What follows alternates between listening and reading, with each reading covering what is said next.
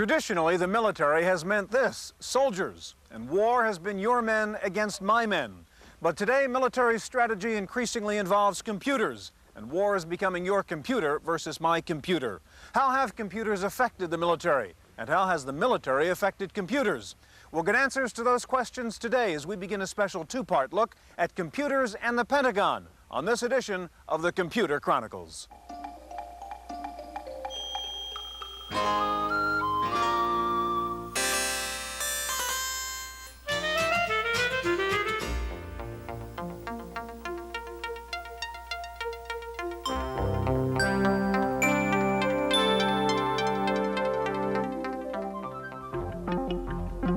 The Computer Chronicles is made possible in part by AFIPS, the American Federation of Information Processing Societies. AFIPS, along with these constituent societies, brings you the National Computer Conference, NCC 86, offering a showcase of advanced technology and the industry's foremost professional program.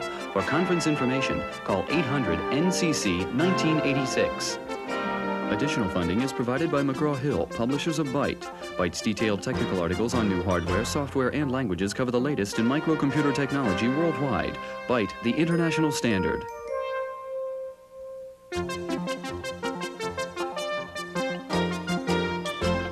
Welcome to the Computer Chronicles. I'm Stewart Cheifet, and this is Gary Kildall. Gary, we're watching the ancient art of war here. This is a game. We can see the old art of war involved bows and arrows and swords and so on. Today, war is really computers on one side and computers on the other side. How important really has the defense establishment been in the whole area of computer research? Well, Stewart, whether we like to acknowledge our heritage or not, the Department of Defense funding has been very important all along the development of computers, right from the very beginning, where computers were used to compute ballistics tables, through the investment in the space program, micro-miniaturization, microchips, and all that. Very important. Gary, today we're going to take a look at the Pentagon's role in computer research. We'll look at simulations, we'll look at robots, intelligent weapons, and Star Wars. We're going to begin with a background look at the Pentagon's role in computer research. Not long ago, Silicon Valley went into a slump, with computer companies looking at red ink and layoffs, bankruptcies and auctions. But for one group of companies, the military contractors, business is very good, and it's getting better. From smart missiles to the Strategic Defense Initiative, or Star Wars, the computer business is booming with defense-related projects. Pentagon spending in the Valley jumped $500 million in 1984 to over $4.5 billion and increased again in 1985. Layoffs at semiconductor manufacturers are in sharp contrast with new employment at defense contractors, up 4,000 people at Lockheed Corporation alone. Analysts estimate that anywhere from 15 to 30% of high-tech workers are involved with defense-related work. Critics worry that the trend away from commercial products to direct military applications will thwart the young industry's reputation for taking innovative risks. But those within the industry don't think so. The government will fund research, whereas the private sector is not interested in funding research. Now, the military and the government has particular goals for that research, so they're not just funding it for its own sake, but the government, in particular the Defense Department, has a very long-term perspective on research. They don't expect to see results of your basic or applied research for 10 or perhaps even 15 to 20 years. That simply is not true in the private sector. In a mass raid, high-speed bombers could be in on us before we could determine their tracks. And then it would be too late to act.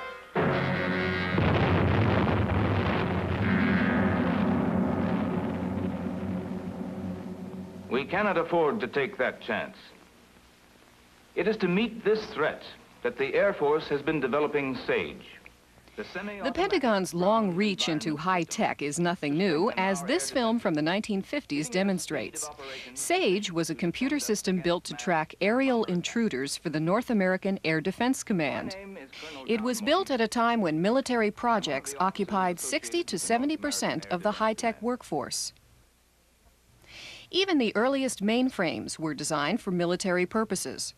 The ENIAC, shown in this 1946 film clip, has a place in history as the first general-purpose electronic computer.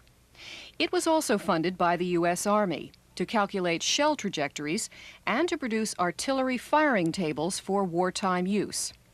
even if it did take 2 days of programming for a 20-second calculation.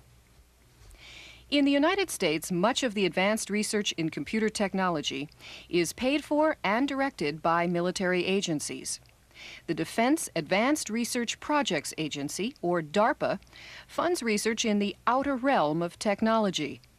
DARPA is credited with developing the building blocks of modern computers, from microcircuitry to the mouse. Critics of Pentagon-funded research voice concerns about the way projects are financed and the danger of relying too heavily on military funding. Unlike the lean startup that relies on venture capital, military contractors are guaranteed a profit called cost-plus financing. And still unanswered is how the push for military computers will affect our standing in the international race for computer supremacy.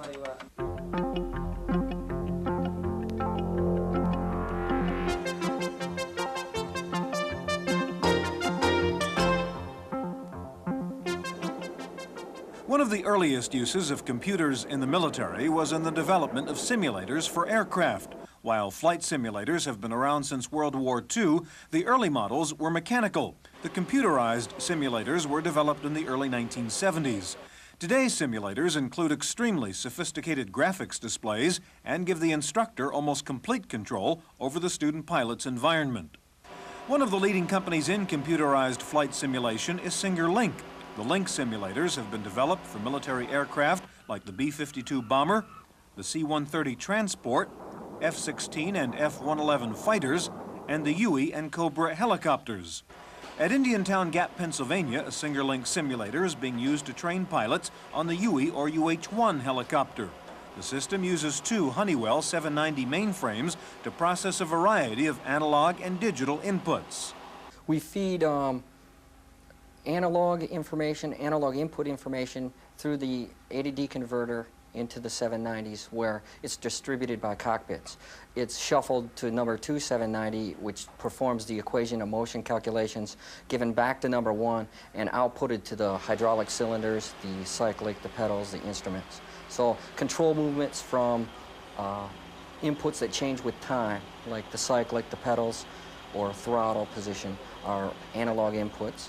We have digital inputs from any switches, switches for DIs, switches for the radios, are all digital information input to the computer. The challenge for the computer, of course, is to make the simulation realistic, and that means enough computational speed to update the displays in a meaningful way.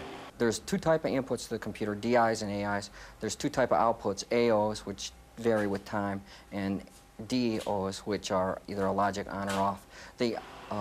Every one of those is updated in the computer 16 times a second. So we have an I/O update rate of 15.625 milliseconds, or every 1/64th of a second. It does one mode of the interface. Okay? So all switches, lights, instruments, and inputs are updated every 1/16th of a second. While early simulators were thought of as second best to actual in-flight training and used primarily to save money, the military says the new computerized simulators are not only cheaper, but better than the real thing. Virtually everything you can do in the airplane, you can actually do in the simulator. It does represent flying in the clouds. We do not have any visual capability on this simulator. However, one of the added benefits that we have is the introduction of emergency procedures. We can actually input 108 different malfunctions into the computer, and it will show up in the cockpit. These are malfunctions that would normally be catastrophic in the airplane and could not be practiced. We have had at least 2 recorded saves up to now where individuals have practiced some of the emergency procedures in the simulator, have learned them to a very high degree, and have subsequently had the same emergency in the aircraft. And they attribute their saving the aircraft and, of course, the people's lives in the aircraft with their actual simulated training. The newest generation of computerized simulators feature sophisticated displays that not only give the pilot detailed visual feedback, but also simulate the use of the plane's weapons systems. One of the first applications is on the Army's Cobra attack helicopter. That system, since it's so advanced in technology, will have a visual display, and all the weapons systems on the aircraft can be operated. The benefit to this is the weapon systems are so expensive to operate, and ammunition is so expensive, and the limited areas that we can actually train in are so far away that they will be able to fire the weapon systems and to stay proficient in the weapon systems by using this. As I mentioned before, very rarely does a Cobra aviator get a chance to fire the TOW missile because of the cost and because of how big a range area you need. Well, here in the simulator, he can fire TOW missiles virtually all day long. These computerized simulators are designed to train men to operate sophisticated military equipment. But in just a minute, we'll take a look at military robots that don't need any men at all.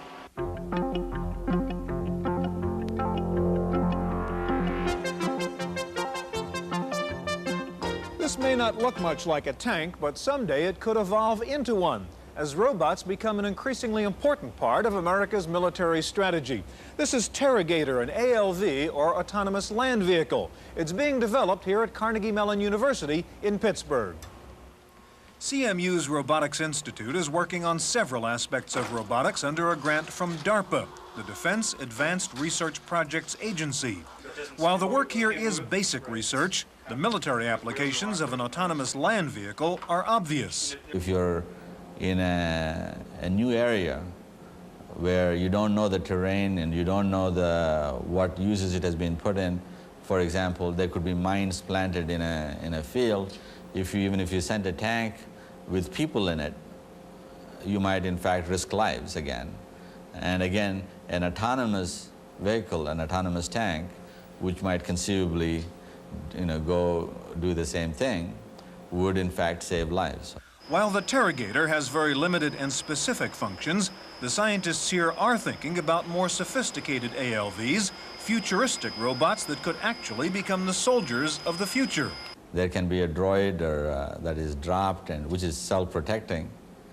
If you've been seeing the Empire Strikes Back, they have these little droids that are dropped, and they are completely able to protect themselves. They shoot back and they're able to sense who is there and so on, but they're mainly able to survive, and even their destruction serves a purpose. That the fact that they're not able to communicate back shows that there's an enemy of superior intelligence that has been able to destroy a weapon of this type, which then tells you something about who you're dealing with and in what situation. One of the fundamental questions being studied here is how should robots move, on legs or on wheels? Right now, the betting is that wheels will win. We built a six-legged vehicle, and now we are in the process of building a robot horse with 4 legs and gallop and do various kinds of gaits.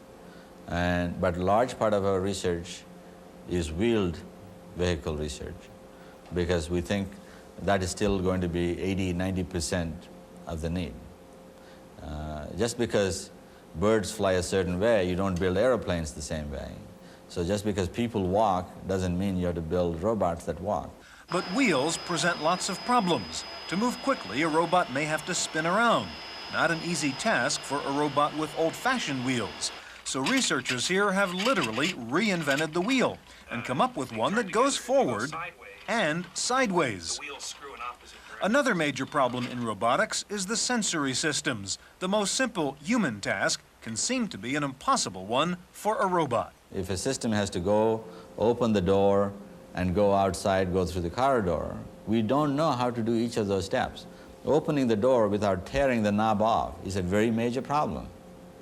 And the sensors, the touch sensors, and being able for a robot to feel and think and understand and do the right thing are things that have never been done before and will require many, many years of very sophisticated scientific research, if you will. And in the process, we will create an understanding of a technology which will lead to household robots, perhaps, which will take care of the home and sweep the floors and answer the doorbell and get you a cup of coffee and all of those things. But the biggest problem for computer scientists here is vision. In order to open the door, you have to sense what it is there, where the knob is. And if you look at that knob, you can see there are specular reflections. Those reflections make it appear as though there is a whole image of the whole room appearing on that little convex surface, which confuses the image further. And then after you decided that it has a round shape instead of an oval shape, grasping it is a problem. So there's a lot of image processing and a lot of data that comes in, and then a lot of thinking and interpretation that goes on in the environment. And then doing the actual task may be relatively simple compared to all the other things. Researchers here are approaching the vision problem from every possible angle. There are one-eyed robots, two-eyed robots, and robots with one eye which scans from side to side, much like a lizard. And there are robots with multiple vision systems, using video eyes, laser scanners, and sonar systems. But that creates a software problem, a problem of computer intelligence. That is the key problem in artificial intelligence, one of the key problems in artificial intelligence. Namely, if you have two experts, or two sensors, or two knowledge sources telling you completely opposing things. One of them says there is an obstacle here, another one says the road is clear. Whom do you trust? How can you know what you do not know? People seem to somehow manage to make decisions under uncertainty, and giving a computer the same kind of plausible reasoning capabilities is something we're struggling with. We have simple solutions to it, but the problem is by no means solved. Perhaps the best example of the complexity of the vision problem for robots is what happened to Terragator one day while trying to follow a simple path. The path had a curve at a spot where there was a tree. The robot's computer is programmed to essentially follow a path in the middle of parallel lines.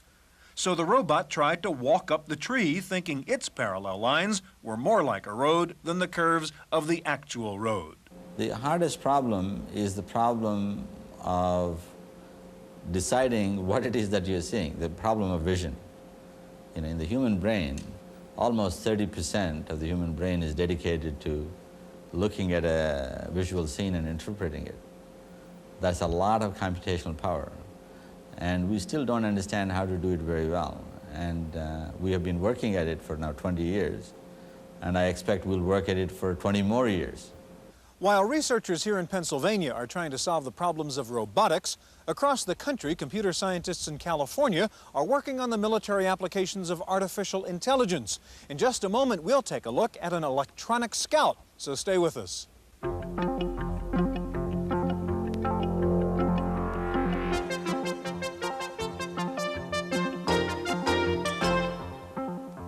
At Advanced Decision Systems in Mountain View, California, artificial intelligence takes the form of a tactical expert system that can assess threats, plan, and advise with the help of a knowledge base. A prototype system for a pilot's assistant is particularly exemplary of the sorts of applications that we feel are important for the military, and also why they require so much research and such a long lead time compared with commercial products. What we're talking about is a system to help a pilot, say a fighter pilot, and the system that we've built has multiple expert systems in it. They operate in a distributed, near real-time environment. So each expert system is receiving information. That information flows through the system in the form of intermediate requests and decisions, and eventually some of those decisions pop out to the pilot. This prototype pilot's assistant is an onboard advisor, complete with synthetic speech and graphics displays. Data flows between the situation assessor, monitoring the aircraft and potential threats, the pilot's interface, and the planning module, which will advise the pilot on the best course of action. In this simulation, the aircraft is following a valley along which are SAM missile sites. If the pilot requests a preview, the system's area map locates and displays newly detected missile sites along the plane's flight path. The planner charts a new route and recommends an attack. The pilot agrees to the plan, but the situation changes when an enemy helicopter is detected. The flight path is again changed. Then a missile launch is detected. The plane is hit. The System Health Module receives sensor data and makes a damage report to the pilot. The planner advises a new battle strategy based on the remaining capabilities of the damaged aircraft. The pilot's assistant is an example of a wide range of similar expert systems for air, ground, and sea warfare, being sponsored by the DARPA Strategic Computing Program. Strategic computing will require a tremendous leap in the practical use of artificial intelligence. I believe that military applications, especially military applications of artificial intelligence software, are the most challenging applications anywhere. The real-time aspects of handling sensor data are a growing problem. The United States and its technology base has produced us lots of very good sensors of various types, and these sensors produce mounds, hundreds of gigabytes of information, and there are no humans around that can sit down and actually look through all that information. So we have to find a way to boil that information down to its essence and provide that to a field commander or to a decision maker in Washington. For the battlefield commander, effective decision-making means a well-informed, fast response to the challenge of judging the quality and risks of surrounding terrain and the best path for men and equipment. AI systems can help with these challenges, sifting through masses of information selectively and quickly. ADS is working on a battlefield commander's assistant featuring a multi-attribute display that operates like an intelligent geography database. The system can display a background and identify its natural and man-made attributes, from forests and grasslands to agriculture, cities, and towns. The operator can then add layer upon layer of selective features, rivers, roads, bridges, and other potential obstacles. But the BCA is more than electronic cartography. If the user picks a region and denotes a vehicle type, the system can determine the maximum speed through that area. And from various points on the map, the program will display line-of-sight information from those spots, painting out areas which can and cannot be seen from the vantage point, areas which could hide enemy units. Defining the best path through a battlefield is perhaps the most critical of BCA's talents. Ultimately, the reasoning powers of the system will help field commanders to plot the safest route through a battleground based on physical obstacles and by determining the most likely locations for an enemy attack.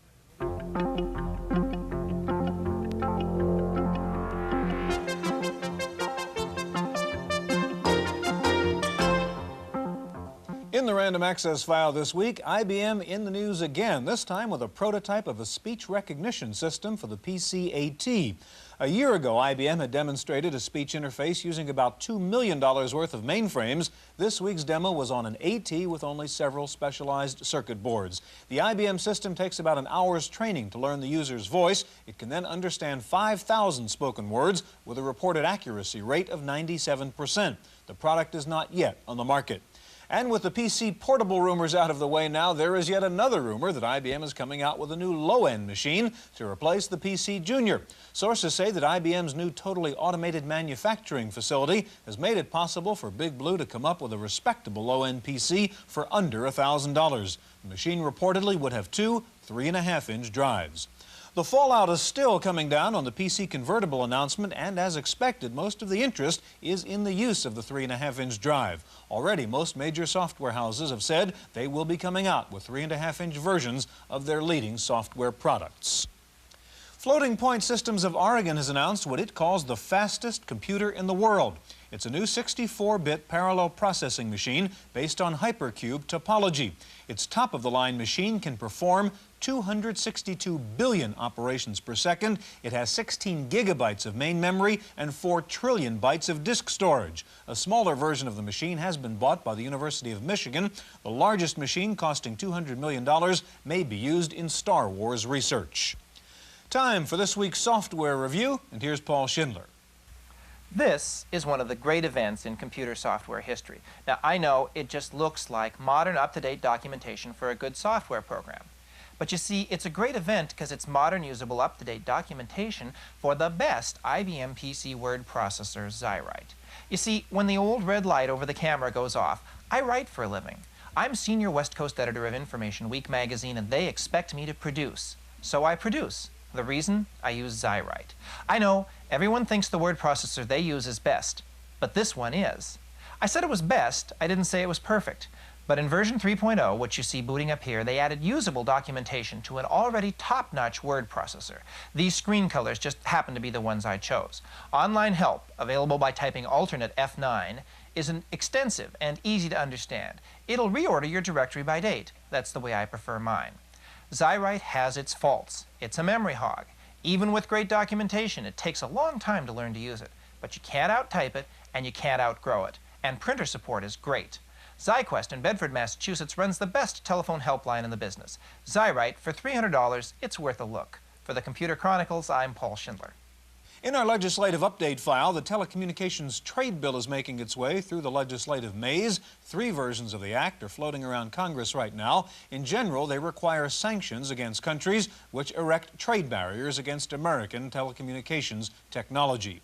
In California, the state assembly has approved a study of VDT health hazards. 750,000 computer terminals are used in California. The study is due to be completed next year. In England, the libraries are using a new computer system to keep track of which authors' books are borrowed. Under a system called PLR, royalty payments are then made to the authors based on the number of times their books are borrowed. The computer also obviously provides a kind of top 10 of borrowed authors. According to the British computer, the top 3 American writers in England are, in order, Harold Robbins, John Steinbeck, and James Michener. Finally, there was a demonstration in Washington last week, but it had nothing to do with Latin America or South Africa. It was a demonstration of math teachers protesting calcuholics, students who use calculators and computers, but who have no basic math or arithmetic skills. The protesting math teachers said calculators should be banned from elementary schools so that students will learn how to add, subtract, and multiply. That's it for this week's Chronicles. We'll see you next time. The Computer Chronicles is made possible in part by AFIPS, the American Federation of Information Processing Societies. AFIPS, along with these constituent societies, brings you the National Computer Conference, NCC 86, offering a showcase of advanced technology and the industry's foremost professional program. For conference information, call 800-NCC-1986. Additional funding is provided by McGraw-Hill, publishers of Byte. Byte's detailed technical articles on new hardware, software, and languages cover the latest in microcomputer technology worldwide. Byte, the international standard.